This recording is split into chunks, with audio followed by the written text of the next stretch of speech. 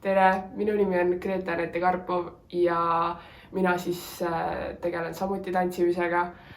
Oma tantsuteekonda alustasin Ciara tantsukoolist umbes 3. klassist ja sain sealt nii suure tantsupisiku, et siiamaani tegelen. Mul on oma tantsuklubi, kus ma õpetan samamoodi tantsulapsi ja loodan, et neist saavad ka samuti sellised tantsuhimulised noored, nagu ma ise olin.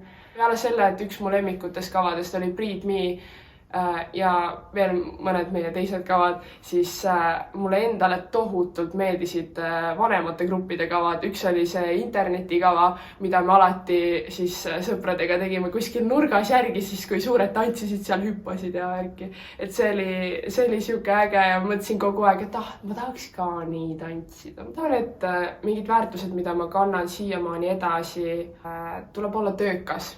Sest ilma sellise töökuseta ja motivatsioonita ei jõua elus kuhugi ja ma arvan, et siuke ala mingi öösel kostüümide mingi õmblemine, kõik see, et see on nagu suuresti tulnud sellest, et me nägime, mida kõrval nagu Karolin teeb ja see nagu on asi, mida ma tegelikult kannan siiamaani kaasas ja see pühendumus ja see kirg tantsu vastu.